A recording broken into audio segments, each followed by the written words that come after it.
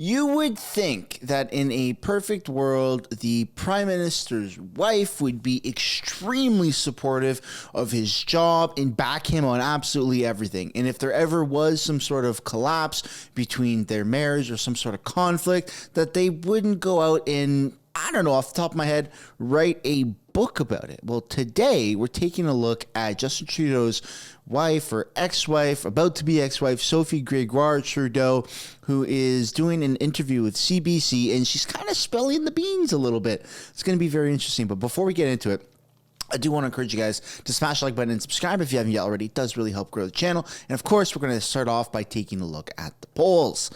Justin Trudeau is still sitting at 72 seats. The Conservatives are sitting at 212 projected, bottom line 185, and a top end of 233. 99% likely for Pierre Poilievre and the Conservative Party to win the most seats, and 99% likely for Pierre Poilievre and the Conservative to win a majority government. So everything is looking very good right there. Now, I want you to get yourself situated, get yourself a drink, get yourself a coffee or whatever it is, beer. You might actually need it for this one. And we're going to take a look at Sophie, who's being interviewed here. And she's kind of slipping a little bit of the beans here on what happened between their marriage and how that actually affected 40+ million people. You posted that the heart is a wild creature. That's why our ribs are cages. What is going on in your heart? No, I rarely post stuff like that, but it triggered something. I thought it was evocative. And our hearts are wild creatures. Sometimes I feel like, as a mental health advocate, we should share more. So when you talk about feeling and you talk about you've heard this room, this place is familiar to you. Well, this place is familiar only because I celebrate my 40th birthday and because it's owned by incredible local talents and friends. Friends. And I'm very proud that they're doing so great. What was the future for 40-year-old you? I don't make that many plans. I think I've trained my brain to deal with uncertainty more. And the brain doesn't like uncertainty. And stress is a dysfunctional relationship with the present moment. So we can understand how many people are really in toxic stress alert mode everywhere in this country and on this planet. That element of it is really relatable. I think what's hard sometimes to connect with is understanding the level of stress that you had to go through. You know, as a co-political spouse, which is how you phrase it. Yeah. I'm wondering if you can help me. It's honestly super surprising to me that Sophie ever made it this far with Justin, because he is the center of attention, or likes to be the center of attention. Justin is like a narcissist by definition. He thinks that there is this legacy that he has to carry out in order to like honor his father's name, his father being prime minister, and maybe he's trying to groom his own son to be, future prime minister, whatever it is.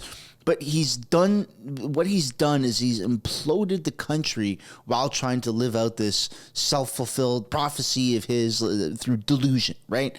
Sophie doesn't seem to be that type of person, or that she would ever be attached to that type of narcissistic behavior. So somewhere along the lines, Justin Trudeau lost himself, because they've been together for a very long time. They got kids. This doesn't just happen overnight. Something happened. Maybe it's, Trudeau was too compromised by the World Economic Forum.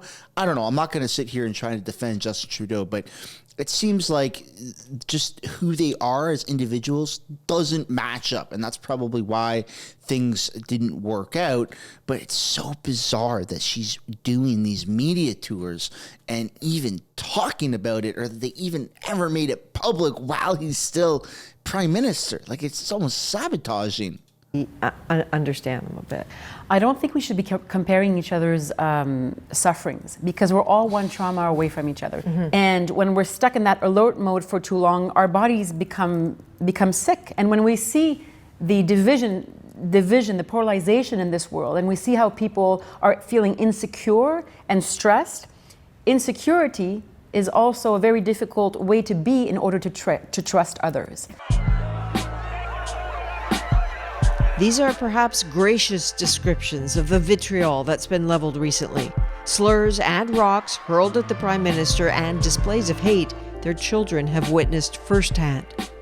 I would imagine that you and your children in particular saw things and heard things that were pretty uncomfortable. They saw the F. Trudeau signs, and I'm wondering how you got through that. You're in a doctor's office, and you and your daughter hear someone say, "I've got the Trudeau cold." And what did you do in that moment? I felt my emotions rise, and I regulated them, is what I did. And we sighed and winked, because you can't take that personally. You can't. That's not, you wouldn't be of service to life if you took that personally. You almost should be taking that personally, because you, Sophie, aided and abetted the biggest fuck up that Canada has ever seen in its history. Like the most tyrannical dictator that Canada's ever seen. We're on the brink of, a form of communism. It's absolutely insane what's going on. And you were there standing by his side, pretending like this wasn't happening. And now you're so brave for coming out in the media and talking about it. You had your chance to talk about it when it was happening, saying that you disagreed with it. But you didn't. You played along with it. You gaslit. You were complicit in gaslighting 40 million Canadians. And people are never going to forget. But politics is played differently these days. And I think we have to be more mindful with all the intimidation and bullying that's going on.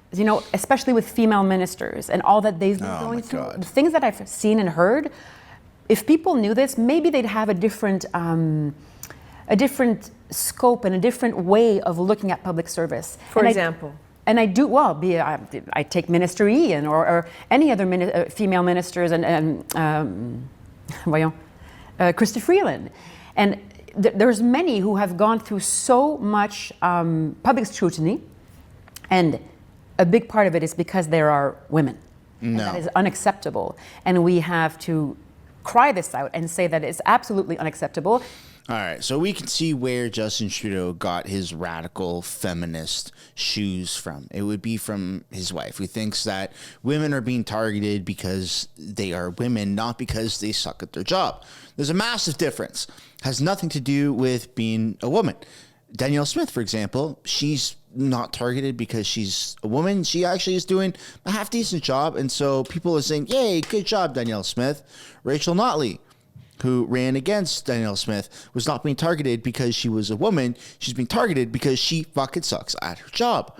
Chrystia Freeland is absolutely horrible at her job. Marco Mendicino is absolutely horrible at his job. Marco Mendicino does not identify as a woman, does not resemble a woman, other than, I'll keep those comments to myself. But nonetheless, it just seems like they pull this card out. I'm a woman. That's why you're attacking me. No, you're shit at your job. You're absolutely shit at your job. Get that through your head.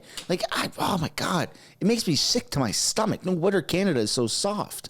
That happened to you? Yes, it happened. Yeah. I've had very hateful comments come my way. Yes.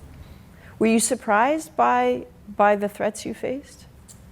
Surprised. I think I'm growing into my late 40s, approaching 50 next year, with a little bit more perspective on life, on why people behave the way they do, that it's not that personal. Think of the things your kids have been exposed to. They've seen those. Like women want equality, so you got equality, right? There's no pay discrepancy for women. Like if I get hired for a job and a woman gets hired for the same job, I'm not making 30 cents more than she is. It's just not how life works. I'm sorry. If you believe that, you're pretty stupid, right? And the whole being attacked for a woman thing, I can't wait for the day, if I'm being honest, when straight white men get to use this excuse. Like, it's just so unbelievable. Not really, not because I want to use that excuse, but it's just so unbelievable that these females that are running in politics, there's your equality. You can be an elected official, member of parliament. You can represent our country. Chrystia Freeland is unfortunately, a massive figurehead for Canada on the global stage. And she's not being attacked because she's a woman. She's being attacked because she's gaslighting Canadians. She's in complete denial. She's telling you that the world, or that the Canada isn't in an economic collapse and everything is fine, when it's clearly not. And people are just so sick and tired of this shit. And then you get called misogynist, you get called a woman hater. It's so ridiculous, man. Oh my goodness. I don't think I've ever really made a video expressing my opinions about this, because I see it all the time and I'm like, wow, well, I don't know why this white man has to make a video saying how women are being soft and how they're just crying victim because it's politically advantageous. And then here I am doing the exact same thing, probably because it's true. Your husband sort of in the gallows. How worried are you that that is imprinting on them? They're surrounded with love and stability and just presence. And those are choices that I've made because that's the kind of mother that I want to be. Does it mean that they are completely invincible and that they don't feel the ups and downs of life? No, and that's not what I wish either. Sometimes we overprotect our kids. We don't want them to hurt. Pain is part of being human, but we don't teach our kids how to sit with pain, or adults for that matter. Hey everyone, happy Halloween, trick or treat. To be raising a young family, to be trying to keep their childhoods private while also needing to live so publicly, has to be an unusual experience. Gregoire Trudeau had access to a woman who understood like few others. Your mother-in-law, Margaret Trudeau, talked of her co-political years as being in a gilded cage. That makes sense to you? She was 18, 19, 20-year-old with undiagnosed bipolar disease. We cannot compare the situations. All I can say is that she's been an immense source of support on my path. I'm wondering though if there's any advice that she offered that rattles for you and says, aha, that Absolutely. makes sense. And they're not words. It's her constant love and support. I think it's interesting that we don't, in this country, have the right language for the spouse of a prime minister. Like it's not a first partner. There isn't like staff Right. attached to this position. Do you think, having seen that role, that it's worthy of renovation? Maybe. Whoever will end up there one day has a different life than I do. Maybe is not comfortable maybe with cameras. I was trained to do this, right? So for me, it's all right, but maybe not for somebody else. So what if they don't want a particular role there? So it's a good question, but it's a hard one because it depends on every individual, and it would be changing a lot of things in the system. So it's a difficult one to answer. You're the wife of the prime minister. Your role in politics is to support your husband and be a wife. You have no political say. You have no political voice other than what's also every other citizen of Canada. You are not the prime minister. You were not voted in. You are not an elected official. You are not important in politics other than being a wife to your husband, who is supposed to be running a country in the best interest of everyone in said country. It's crazy, the level of entitlement that is spewing from Sophie Gregoire Trudeau. I didn't have the staff. You're the prime minister's wife. Like that, you're the prime minister's wife. I don't know how else to say it. You're not the prime minister. You're not a deputy anything. You're the prime minister's wife. And that's not being misogynistic, because if there ever were to be, or when there eventually is, a female prime minister, an actual female, not Kim Campbell, who isn't, I mean, she's a female, but like, it didn't really count. It was like 2 months or something like that. When there actually is a female who gets legitimately voted in through a federal election and she's married to a guy, is the guy going to be doing this? Is the husband going to be like, well, it wasn't really fair. I had to be a stay-at-home husband because I had to quit my job because my wife was out running the country, and, you know, there wasn't enough staff, and I didn't even know where the pantry was. Like, bro, figure it out. You're the spouse of the person running the country. Oh my God, I feel like maybe I didn't have enough coffee this morning before recording this, but this is making me feel a little bit angry, a little bit edgy. You said something earlier about, you know, people taking on a future role. We do know that in the current political landscape, Jagmeet Singh, Pierre Poilievre, they both have young families, right? So there is, in the next election, should it be someone other than Justin Trudeau who becomes prime minister, there's a chance it will be people with young families. What do you wish someone had told you?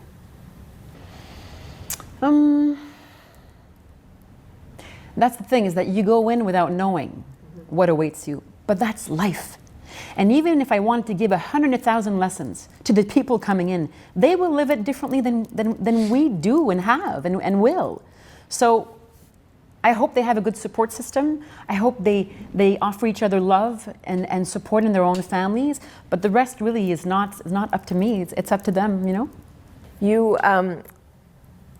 I think it's a consequence of living in the public eye that people want to connect with you and they want to understand and they imagine your life a little bit.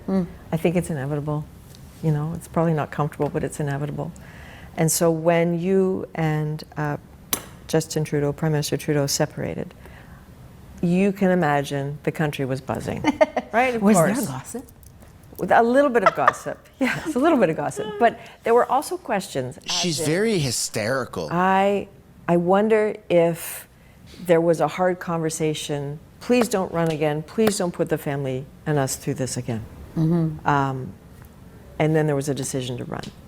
From what I've been learning on my path and meeting them, Canadians are open-hearted, they're open-minded, they wish the best for others. And when there is a minority of people who want to be divisive or are fearful or are in a place of insecurity, maybe all the gossip and the drama of relationships maybe interest them more. But that doesn't mean that, you know, that everything has to be shared when anyway, we're always having truthful conversations within our own family unit and keeping things real. That's where it all really counts. I don't think people are that curious. I think people are caring, and I cannot tell you the amount of love and support that I've been getting. I hope that's not a surprise to you. A little bit. Why? I'm not sure why. I'm thinking.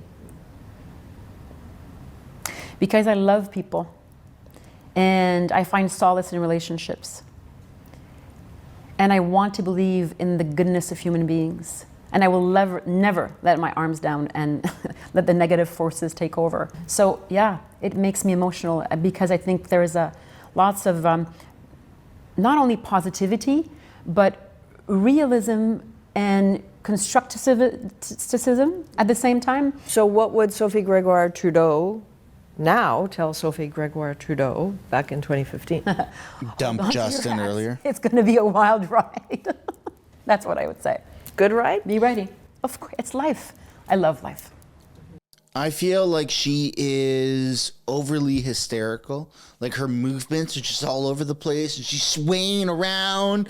It's very bizarre. It's almost cartoonish. And I feel like she has been surrounded by yes men, people that are telling her, yeah, that makes sense. Absolutely. You got it. You go, girl. You write that book. You say that in that interview.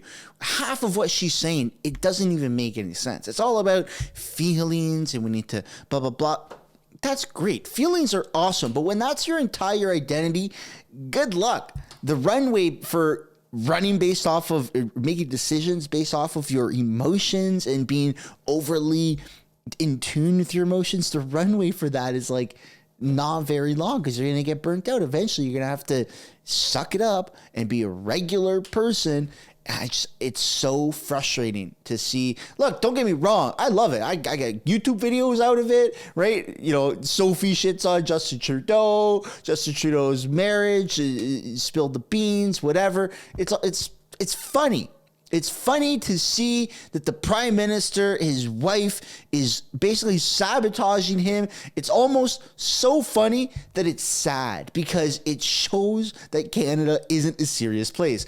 Imagine you're from another country and you're looking into the microscope of Canadian politics because everyone in the world is somewhat aware of Justin Trudeau. He's made international headlines, okay?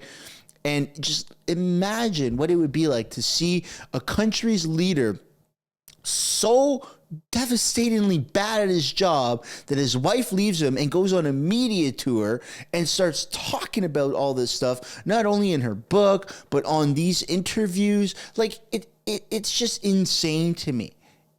Maybe this is the new world. Maybe you just go on social media and you shit about your ex-spouse, the prime minister of the country or whatever. But it just seems ridiculous to me, and I don't like it. I don't like it at all. But I hope this is the last video that I ever do about Sophie Trudeau. I feel like her any sort of fame that she's had, it carried a little bit with her book and all of these, you know, press tours that she's done. But I think that she's out of the news now for good. I don't think that she could somehow miraculously pop back in. So hopefully this is the last video about Trudeau's ex-wife. We're going to leave it there, but I would love to know what you guys think down below in the comments about the whole feminism movement and everything that she has said in this interview. On your way out, I would like to encourage you guys to smash the like button, subscribe if you haven't yet already, and we'll see you in the next one. Bye for now.